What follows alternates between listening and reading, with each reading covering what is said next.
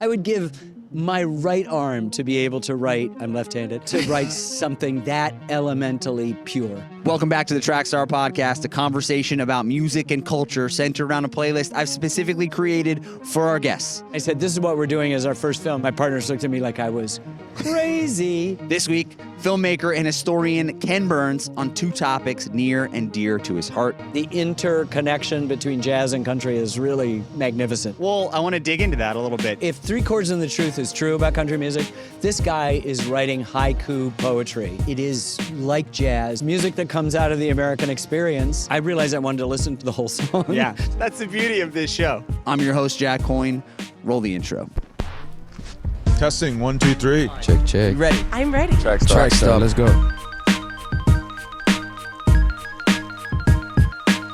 I wish the world could be in these headphones right now. I'm on the show, have fun. We're off to a very hot start here.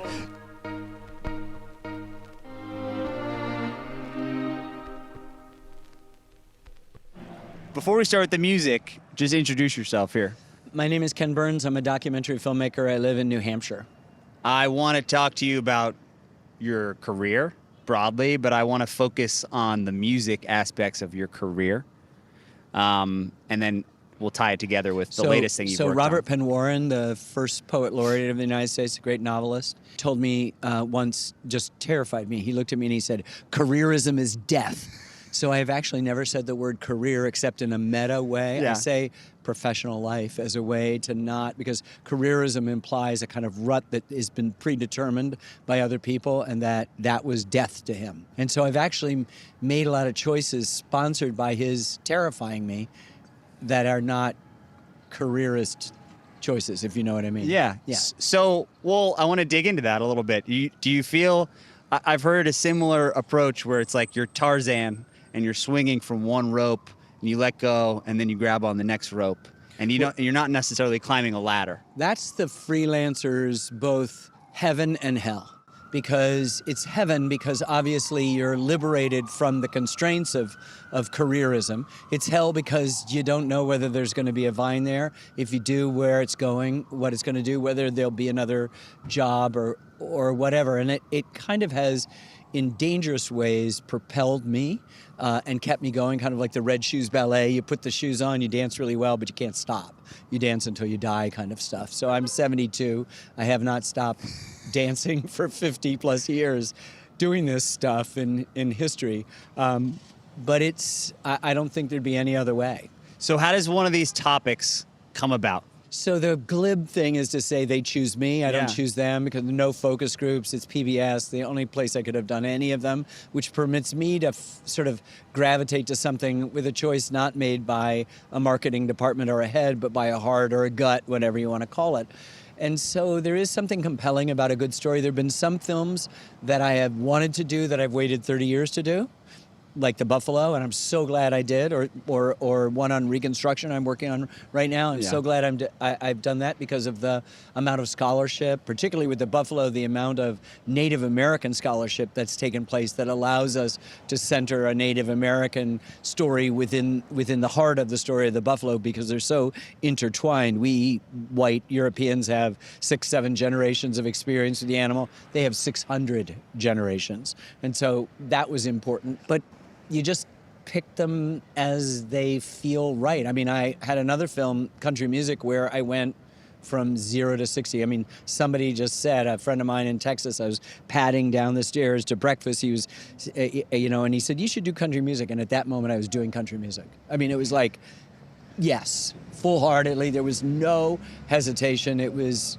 instant. And I can't say that you love it more than you love The Buffalo or now Reconstruction, which were just really in the first quarter of the production of it, but it's just different. You've done two major music projects, jazz and country music. Why those two? And will there be another one at some point? Well, music has always been central. Every art form, whatever it is, film, theater, sculpture, painting, they aspire to be music. music's the only art form that's invisible, and so it works so much faster. It's the ultimate. If you die and go to heaven, you want to be music. And so music has always been important to me. We've always done it ass backwards. We've recorded the music before we started editing, or early in editing, so that the music we've recorded, whatever the film is, can determine the pace and rhythm of a sentence, a phrase, a scene, whatever it might be. And then when you do something on jazz, and I chose it because I thought, this is going to sound crazy, because when I was working on baseball, I said it's the sequel to the Civil War, because the first real social progress and civil rights after the Civil War, which was fought over slavery, was when Jack Roosevelt Robinson, the grandson of a slave, made his way to first base at Ebbets Field in 1947. And then the music that I was enjoying in bringing alive certain periods in that film, the baseball film, and others, was jazz music, which I knew a little bit about. My dad kind of liked it. I worked in a record store all through high school, sold it, understood it, mainly just the superficial stuff. But I'd become friends with Wynton Marsalis, and I just said, the trilogy is, these are the great things. In baseball, Gerald Early, an extraordinary writer and historian from Washington University, said that when they study our civilization 2,000 years from now, and that's a huge time, Americans will be known for three things: the Constitution, baseball, and jazz music. And, you know, it was sort of funny, but then I realized you're right. The Constitution is 4 pieces of parchment that is, you know, this great improvisatory document. The art of baseball is a million chess-like combinations, and of course at the heart of this music art form that is recognized around the world as an American art form is this idea that I do not play the notes on the page, but I listen to what you're playing and I respond in some way to that. And so it just seemed like that, and then country music was one of those, like, yeah, of course, and not do rock and roll, which people petition me every year since jazz to do, and which is my music, or R&B or blue, whatever. It was country music, because it is like jazz, so intertwined and so elemental in the way that jazz is sophisticated and elegant and sort of I mean, it is just at the heart of complexity, whereas, you know, as they say in country music, 3 chords and the truth. It's almost like they're counterpoints to each other. Well, I never saw that that way. They just seem huge forces in American life. Yeah. And that's, you know, I can't say that's what I'm interested in. I just want to tell a good story. Yeah. You know, and after the fact, when you're yakking about it, when the film is done, you get to ascribe some things, but we never look at it through any particular lens, through any particular perspective, any particular historiography, which is like a fashion of English and history and how they understand, whether it's Marxist or Freudian or, you know, deconstruction or semiotics or whatever. We just don't do that. We don't have to buy into any one view. We think a complex narrative will be able to bring in all this stuff. So you just say jazz, that in itself is daunting beyond belief. How much did you know about country music before you mentioned the jazz thing, but before you got into it? Probably the same minimum amount, enough to get by and sell music at a record store when I was a teenager. So I mean, we liked, you know, Johnny Cash. We loved Merle Haggard because we were all hippies in the 60s, and, you know, we were smoking dope. And I was so delighted to learn later on that they were smoking dope in the bus as they passed Muskegee, where his, you know, and it was ironic, and it got, unfortunately, kind of appropriated by the culture wars of that time, not dissimilar to the culture wars of this time. And then he kind of had to play into this more right-wing dynamic, which is not Merle Haggard, who's like God. I mean, whenever we're missing something in a scene, I said, "What does Zeus talk about this?" Because I would refer to Merle Haggard as Zeus. I want to play you some songs. Okay. Let's start with country. Okay. And then we'll go to jazz. We'll work our way backwards. Okay. Here you go. And you just have to tell me who the artist is, who we're listening to.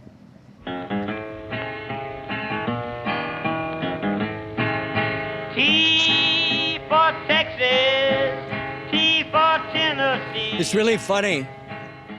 It's really funny. You know, the A.P. Carter was signed in Bristol, Tennessee, just after Jimmie Rodgers, and this is Jimmie Rodgers. I realized I wanted to listen to the whole song. Yeah. So sorry, I may. No, that's good. I may just do that. It's really pretty great. I'll give you a little bit more. That's the beauty of this show. If you don't want me, mama, So there's a really interesting aspect to country music, which we see as this lily white manifestation of American music. But if you took the Mount Rushmore, which has more than 4 heads in it, if you took Jimmie Rodgers, even the Carter family, A.P. Carter, well, who would you say? Obviously, Hank Williams, maybe Bill Monroe for inventing, like Charlie Parker, a whole nother music, bluegrass, and then Johnny Cash. All of them have black mentors. And like they are not where they are unless the railroad gangs that Jimmie worked on or the song catcher that A.P. Carter traveled the hollers of the Appalachia with, or Arnold Schultz, who was one of Bill Monroe's things, or Gus Cannon, who was a blues guy in Memphis, or Rufus T-Tot Payne, who Hank said taught me everything I know about music. So it's interesting that the invisible, sometimes invisible, sometimes sub-story of American music is black. Often. Very often. Was that surprising to you to learn that history as you start researching this? I mean, not maybe anymore. Not surprising, not but anymore. It's a revelation no, almost it is. in I your don't want to be. research? That's arrogant. Yeah, it's surprising. It's wonderful. And every project, I'm not making stuff. I'm not making a film about what I know. I'm making a film about what I learn. And I'm rather telling you what you should know, which implies that there's a quiz on Tuesday. I'm sharing with you the process of discovery, and it's wonderful. And every project is literally millions of discoveries, just tiny little interstitial things that will blow your mind. And, you know. So tell us a little bit more about Jimmie Rodgers and like early on, why he's so important. A big tension in American life and certainly in American music is between Saturday night and Sunday morning. Yeah. So Saturday night, you're carousing, you're out, you're doing that. Sunday morning, you're going to church and you're finding it. And these are not mutually exclusive, right? And we sort of tend to think of things in binaries, but these are things within us that we struggle. The Carter family is really Sunday morning. Jimmie Rodgers is really Sunday night. He's a rascal. He's a scamp. He dies way, way too young of tuberculosis. It's pretty tragic. And at the same time, like Hank Williams, he leaves us this stuff. I mean, he's got a tune called Mule Skinner Blues, which he did, picking up from stuff he'd heard that Merle Haggard's covered, that Dolly Parton's covered, that, you know, just about every epic of country music has had to cover because it's such an important thing, and it all begins with Jimmie Rodgers and the Carter family. They're recorded by this guy named Ralph Peer in Bristol, Tennessee, which is a town which in one side it's Tennessee and the other side is Virginia. In 27, I think it was, and in the summer, separated by a week. And I mean, that's the Big Bang. And very few musics have a Big Bang. I mean, we just know exactly when country music. There had been something that we consider country music before, but it's not quite. But everything afterwards is country. It's called hillbilly music for way too long. Then it's called country and western. Finally, they dropped the western, and it's just country. It's the recording itself that makes them like. Are there superstars before recording? Too? No, I mean, it's so funny. It's at the advent of a new technology, and the tail is sometimes wagging the dog. In this case, you want to sell records, you want to sell phonographs, and you want to have radio stations, and so you got to have stuff on the records to sell and musicians to play music on that. And so you're recording it more to sell equipment than you are to do it. But then all of a sudden, hand in hand, particularly with country music, commerce is a huge part of this. Somebody asked, there's a controversial period in the 50s when they started getting rid of the fiddles and adding strings and having more complex, more pop kind of arrangement. It was called the Nashville sound, then later countrypolitan. And a lot of the purists were a thing. I mean, somebody asked Chet Atkins what the Nashville sound was, and he just jingled the change in his pocket. Right? I mean, it's money, right? And it's really hard, to admit the dynamics of money and lies when we are trying to pretend to everyone that, it's not that important. Music in general, it's always important. It's always important. Okay, well, you talked about these guys, but I just want to touch on them for a sec. This is the Carter family. They're so wonderful. Where the rose is so red and the lily is so fair, and the moon goes bright with Is this Wildwood flower? Yes. Beautiful. It's so beautiful, and we cannot underestimate what not only Jimmie Rodgers but the Carters were tapping into, which is centuries of roots that go back into English and Scotch-Irish traditions. It's folk music, it's ballads, it's sad songs, it's church music. In fact, they take Carter takes a song that is called When the World Was on Fire, something like that, which was played in a gospel church. Loved the melody, so they turned it into Little Darling Pal of Mine. Woody Guthrie heard that, took the same melody, and did This Land Is Your Land. So people are like grabbing tunes that have meaning over centuries and then adding a new meaning for a new time. I got a feeling called the blues, oh Lord. This is the hillbilly Shakespeare. There's nobody better. Lord, I don't know how to do. Nobody can do that. Nobody can do what he just did. Just that. Lord, that last long day, she said. This is Hank Williams. He's the hillbilly Shakespeare. Explain that to me. Nobody can do that. Just the yodel, the hitch in his voice, the anguish, the excitement. I mean, he's got Hey Good Looking, right? These are, if 3 Chords and the Truth is true about country music, this guy is writing haiku poetry. Like I'm so lonesome I could cry, you know. Every one of those verses is like a perfect poem, and everybody knows what it is. I know of no better song anywhere than I'm so lonesome I can cry, and at the same, which is one of the saddest songs ever that everyone on the planet, if they're not lying to themselves, knows what he's talking about. The midnight train is whining low. I'm so lonesome I could cry. And then he's also got Hey Good Looking, which is one of the most joyful songs. How's about cooking something up with me? I've got a hot rod Ford and a $2 bill, and I know a place right over the hill. I mean, come on. I would give my right arm to be able to write, I'm left-handed, I would be able to write something that elementally pure, right? Have you ever made music in your life? Like, what's your relationship to music going back to, you said you worked in a record store. Yeah. Going back to your childhood. I sing in the shower. I play a pretty mean kazoo. Okay. I've put some wax paper over a comb. That's about it. I can't read it, but I know what I like. Yeah. And I'm so lucky to know so many great musicians in my life that are tolerant of my woeful ignorance, but appreciative of the fact that I don't want to say the word certain, because certainty is the enemy of anything good. I just am drawn inexorably to some stuff. I once asked Wynton what it was about in We Shall Overcome, the point where it goes, oh, deep in my, I mean, that, blah, blah, blah, like this just rips me open. Even singing it myself off key will do it. And he started describing the stuff which I couldn't figure out, tonal, scale, whatever. But I know that stuff really means something.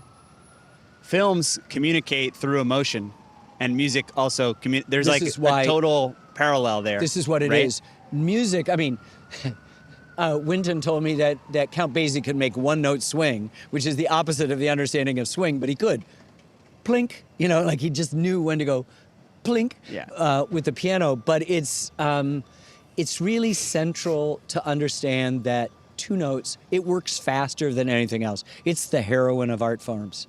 And it just is so quick and so good and so amazing, which is why I think all the other forms aspire to be music in some way. And in fact, in our editing room, everything we do is very crude, rudiment. Hold that another beat, hold that 2 beats, right? Cut off 2 frames, which is sort of like saying a 16th note or a 12th note, you know what I mean? Yeah. It's just we're using them, hold it a measure, whatever it is. We think of things in their elemental musical state as a way to make something better. I had a film teacher in college who said, if you want to be a great filmmaker, you need to know 3 things, and one of the 3 was learn how to play the drums. Oh, wow, yeah. Well, you got to know rhythm. Yeah, well, I'm a failure as a filmmaker. I don't know. But you understand rhythm. No, of course. I do understand rhythm, and I can't for the life of me do it, but I I get it when I see it, and Yeah. we work on it. And I've worked with for years. I just lost her to retirement. Somebody who came in as an intern, I think 18, 19 years old in the early 80s, and just retired as the senior editor of our, and worked on the Revolution series that we just finished. It's amazing. Okay, a couple more country songs Okay. before we.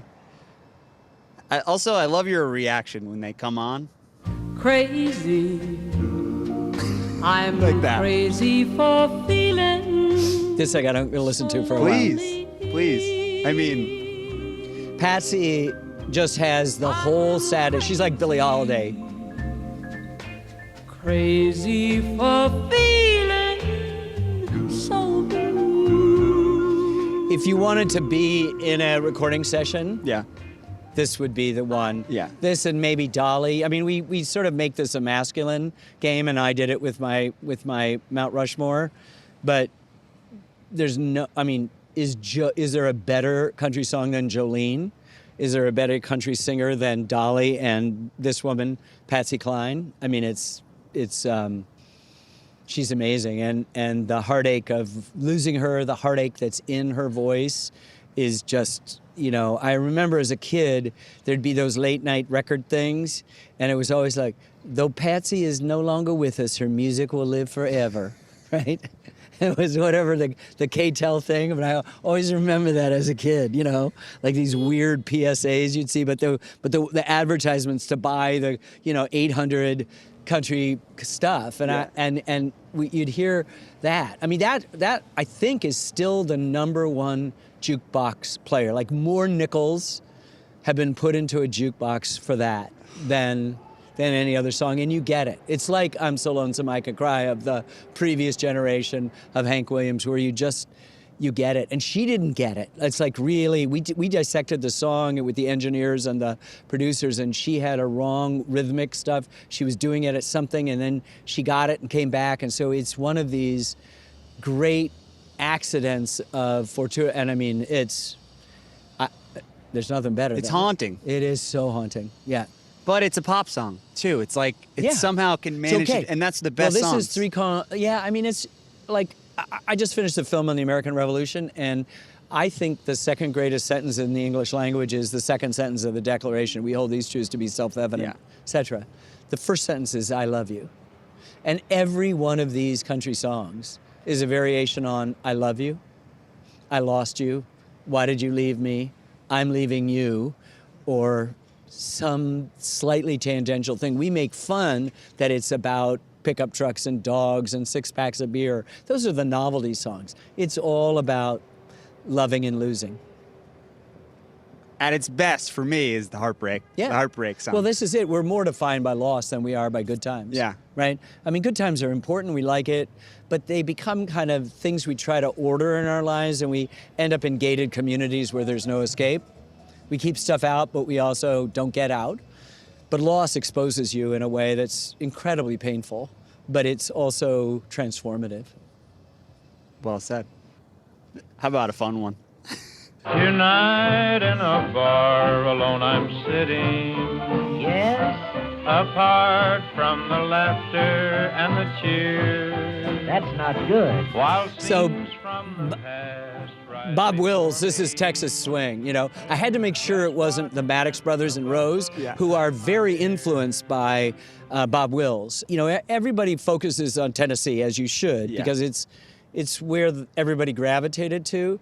But you could make an argument that there's more stuff that's come out of Texas and Oklahoma and that sort of place. California, I mean, that's a whole nother school. If you do Buck Owens and Merle Haggard and the Maddox Brothers and Rose and, Dwight Yoakam and others. But Texas, more songwriters, more anything. And Texas Swing is still influencing a kind of feeling about country music and how it should move. And the fact that it's so hybrid, it's borrowing from the swing music, which is dominant of the time, but it's adding a kind of rural country kick to it in the way that black musicians were negotiating a whole nother set of exigencies, but grooving on the same thing. The last country song. Cowboys ain't easy to love and they're hard. So Waylon is, this is Waylon Jennings. At some point when it's getting a little bit too commercial, he and Willie Nelson, who can't figure out how to, who's just coming in there, Yep. who can't figure out how to make it in Nashville. And there's a picture, there's an album cover of him in like a Nehru jacket. And there's a picture of him with his arms around this pretty kind of co-ed on a golf course, trying to show her how to swing. I mean, he like was, and here's this guy who sings like Django Reinhardt would sing if Django Reinhardt sang. Yeah.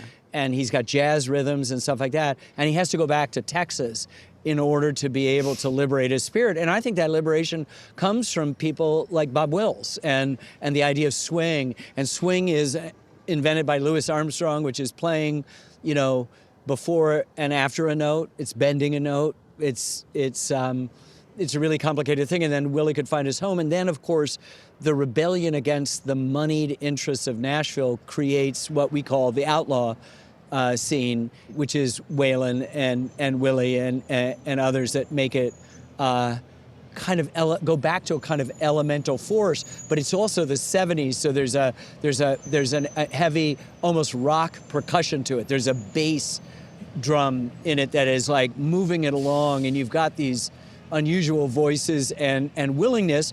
I think in large measure due to Chris Christopherson, who's introduced really complex psychosexual themes to country music that kind of overload it in a good way, that they're able to speak directly to how people are feeling in the evolving of relationships between men and women.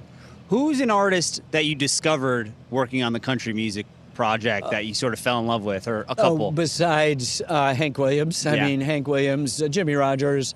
I think it was, I've always loved Dolly. I remember I was trying to raise money for my first film on the Brooklyn Bridge, and I was in an office above the Tower Records on Park Row across from City Hall, and I walked out at lunch, and there was Dolly giving, and this voice, and I said, "Who is that?" to somebody, and they said, "Are you kidding me? That's Dolly Parton." And I'd heard of Dolly Parton, but I was too busy and too involved in trying to figure out how to, I looked 12 years old, how to sell people the Brooklyn Bridge.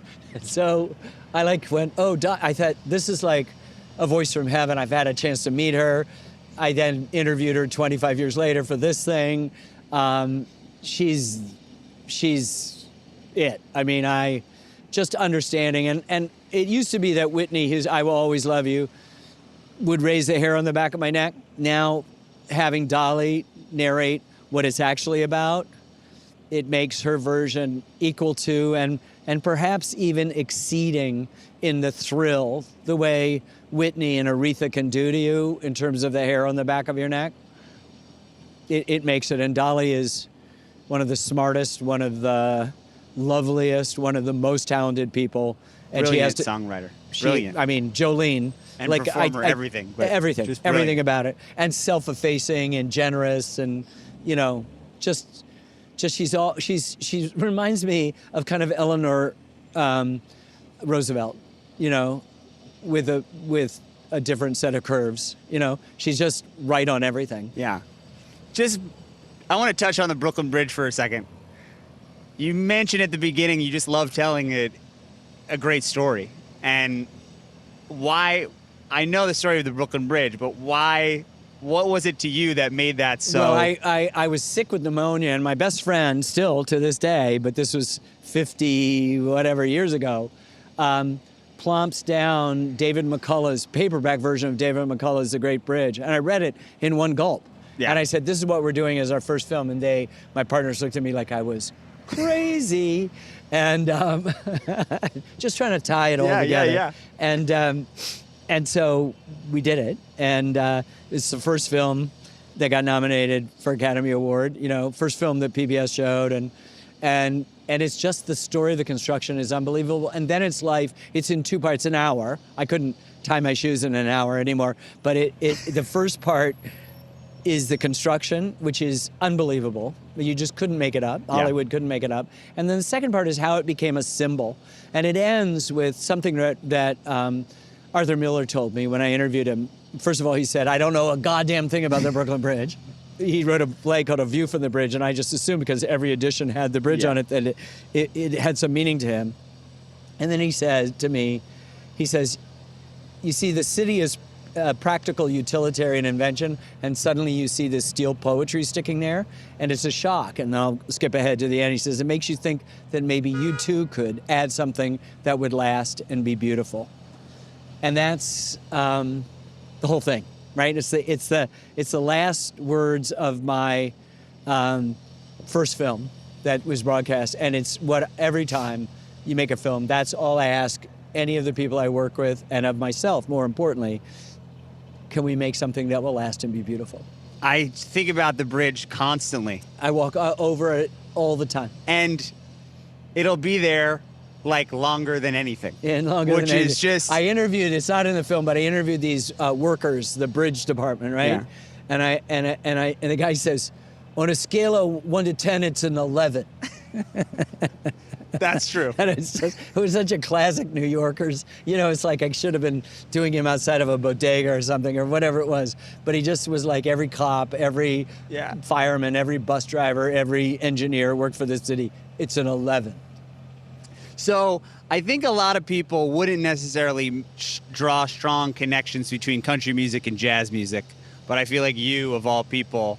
Yeah, it's there. It's American music. It's music that comes out of the American experience, and it reflects us. And though we put African American history in February, which is our shortest and coldest and darkest month, it's every day. Yeah. And when you create a country on the idea that all men are created equal, but the guy who wrote that sentence owned hundreds of human beings, basically as Ricardo says, Lucy, you've got some splaining to do, right?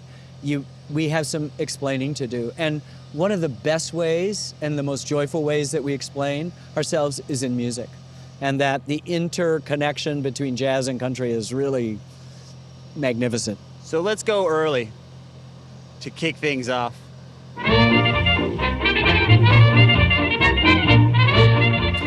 I'm not sure, is this King Oliver? No, but another New Orleans early. Yeah? Oh, so But similar. So Jelly Roll. Yeah. Yeah, so this is the first person to write, he claimed that he invented it. So, yeah. Yeah, but he didn't. But he did show that it could be written down, because Yeah. it was always something that was just sort of played. And it was always this ensemble music and no great personalities emerging. Obviously, the most important, I mean, he's early, he's important, Freddie Keppert's important, King Oliver's important. No one in the entire universe of music in the 20th century, I didn't say jazz, is more important than Louis Armstrong, who is the most important person in music, I did not say jazz, in the 20th century. He is to music, I didn't say jazz, what Einstein is to physics and what the Wright brothers are to travel. Let's listen to him. Potato Head Blues. This is... I'll start to cry. So he'd play this on the riverboats going up and down from Davenport, Iowa to New Orleans and back. And people would stop by and just couldn't believe what they were hearing by the side of the, the road just coming out. Nobody played like this.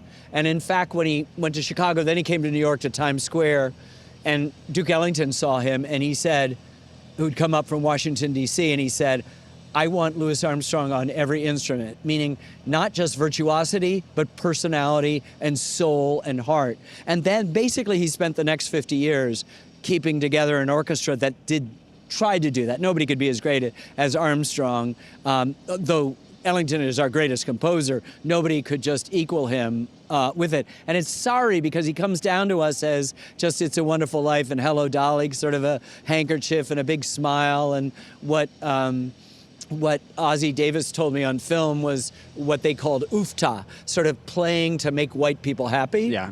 And then he realized how wrong he was about Armstrong, that within that trumpet he could kill. And I'll tell you, if I live a good life, I'll get a chance to hear him blowing Gabriel out of the clouds. I mean, there's the greatest discovery of my professional life has been the greatness of Louis Armstrong. And if you said one person to dinner, it would be him. So it comes down to like his virtuosity as a player, but also how he put his signature. So it's personality, it's virtuosity, it's personality, and then it's something that only the creator knows. Yeah. And he's got it all. And it's there's people, also Sidney Bechet could sort of run with him for a little bit, really great vibrato in his alto sax and his stuff, and he's really, really great. But there's nobody greater than Louis Armstrong, and it's the type of thing, like, you can hear two notes and know it's him. Yeah. Just like you can hear two notes of Miles Davis and know it's him. And there are very few musicians that you could do that with because of the something that they brought to it, you know. And the thing is, the joy and the love, like, nobody in jazz agrees on anything, except everybody says about Armstrong that he's a gift from God or an angel. And I met this woman who is, lack of a better word, like a psychic, and I said this to her. I said, nobody agrees on anything. They have fights over the least little things, but they all agree about Armstrong. She goes, and they say he's a gift from God or an angel, and she closed her eyes and says, biggest wings I've ever seen. How great is that? How great is that, right? And he's ours, right? He's ours. He lived in Queens. Yeah. He smoked marijuana every day and promoted this laxative, right? I mean, it's just, and like, he transformed American music. Like, Potato Head Blues is great, but you could, you know, so many different things. Like, he took this Hoagie Carmichael song, Stardust, and just turned it into this great work of art. And West End Blues with its opening thing, I mean, nobody can hit the notes that he hits on that.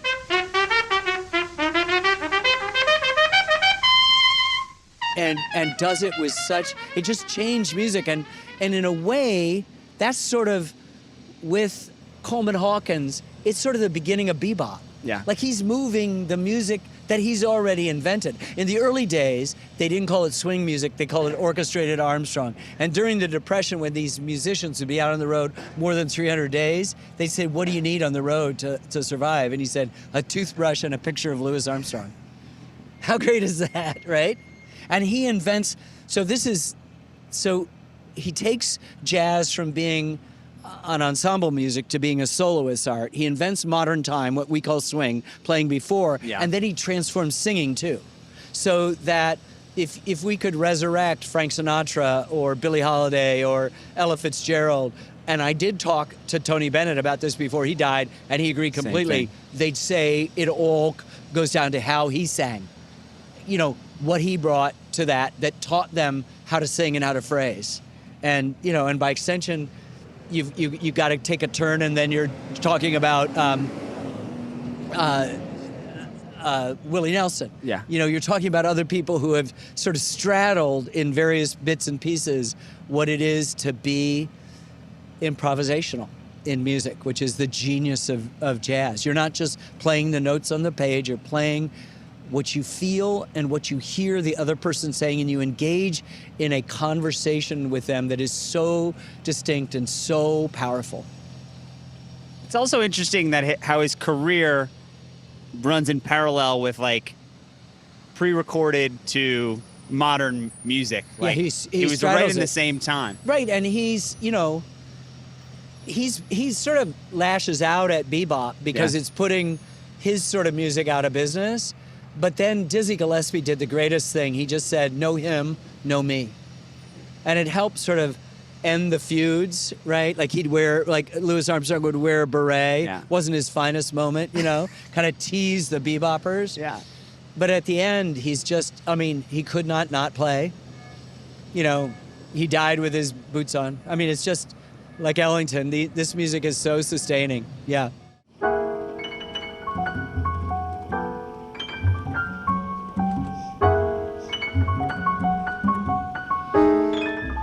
This is our greatest composer, Duke Ellington. This is one of the most bittersweet things. Studs Terkel said he thought it was just about the loss of everything.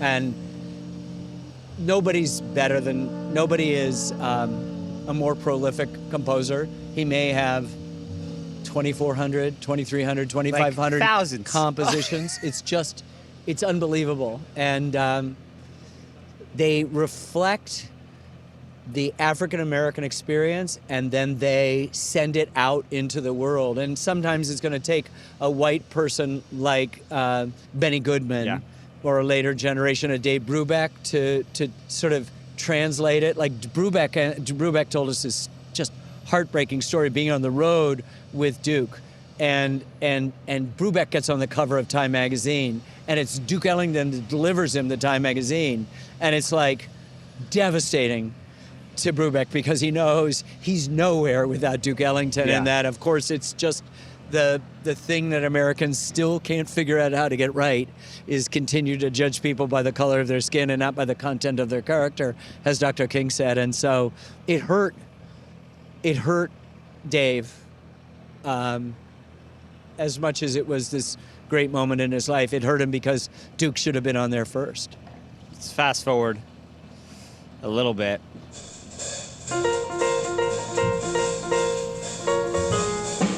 Talking about bebop. Is this Thelonious Monk? Is somebody who owes everything? Oh, this is Parker. Yeah. Yeah, it's just so.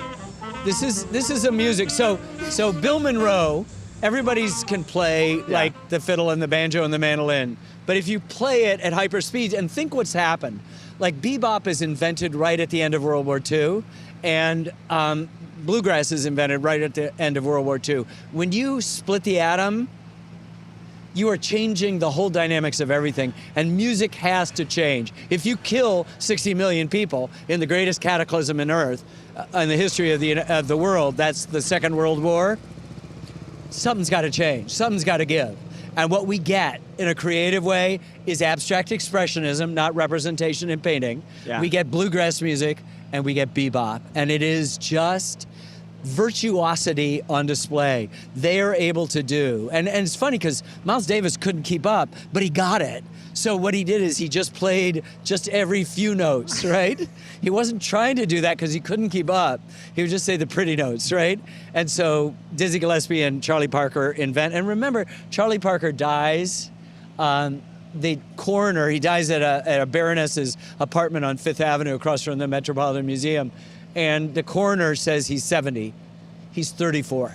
This is the ravages of addiction, heroin, alcohol, or all sorts of stuff. But it has a kind of spectacular drive to it, and it's still, in many ways, the singular biggest influence on jazz music, bebop, going forward.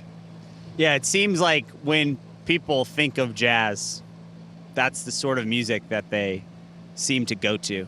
Yeah, I think for like a lot of people it is. culture. I mean, the like the best jazz club and the only time I've ever been in a time machine that actually worked was in New Orleans at the Preservation Jazz Hall. Yeah. You know, and it's opened in like '61, and they hired somebody who at some point in 1974 cleaned the windows, so they fired him. Yeah. And like if you go in there and for 40 minutes these guys play music and you're transported back to the teens and the 20s, and it's really great. And for a lot of people, I think they stop at what some people pejoratively call Dixieland music. Yeah. That's not fair. New Orleans sound, which is a variation of what Louis Armstrong helped and then grew out, that took you to swing, and then bebop is a rebellion from swing. As it got more ordered, the charts got less improvisatory. They'd finish playing their gigs and then go up to Harlem and do something else. And the do something else comes from West End Blues, comes from Coleman Hawkins, and it's such great virtuosity, and I think it's a typical dismissal we make, particularly of black people, like, oh, Willie Mays, he must have natural talent. These people are the hardest working people you could possibly know.